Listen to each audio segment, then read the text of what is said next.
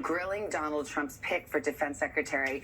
But overnight, Hegseth getting a show of support from a key Republican. NBC's senior White House correspondent Garrett Hake is in Washington with the latest. Garrett, good morning. Hey, Savannah, good morning to you. Yeah, the spotlight on Pete Hegseth yesterday was bright, and the questions were heated, but it was all said and done. He did lock down the support of previously skeptical Iowa Republican Joni Ernst, probably clearing his path towards confirmation. Now, this nearly 5-hour hearing yesterday was bruising, with Democrats attacking Pete Hegseth over his qualifications and questioning his character, including probing this 2017 sexual assault allegation against Hegseth, for which he was investigated but never charged. Hegseth has said the encounter there was consensual. You've admitted that it was consensual, and you were still married, and you just had a child by another woman.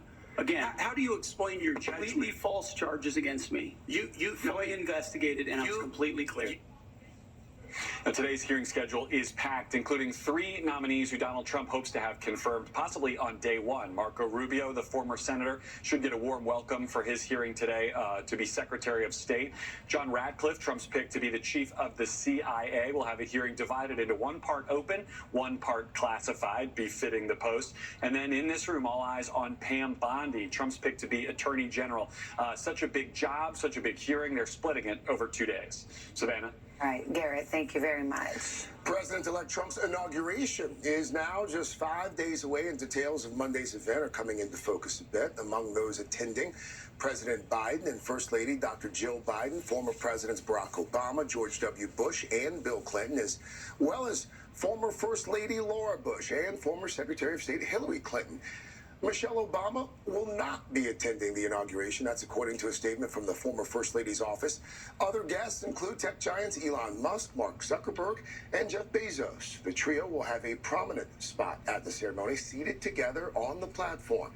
Of course, we'll have full coverage of all of the Inauguration Day events Monday morning here on NBC, NBC News Now, and Peacock. Let's do some health news now. At least 1 in 5 women in the U.S. over the age of 50 suffers from osteoporosis, a chronic illness affecting bone mass. Well, now, the U.S. Preventive Services Task Force is issuing important guidance on who should get screened for that disease. NBC News medical contributor Dr. Natalie Azar here to break it down. And so, Doctor, what is the panel recommending? Right. So the panel has a little bit of a nuanced update from their last recommendations, and they're essentially recommending bone density screening for women who are 65 and older, or postmenopausal women who are younger than 65 who may have risk factors for osteoporosis. Again, they have not made a recommendation for or against screening for men. What I will say is that a lot of other medical societies do recommend screening for men above the age of 70. So if you're a guy out there and listening, I do recommend talking to your healthcare provider. Men do get osteoporosis too, but obviously it's more frequent in women.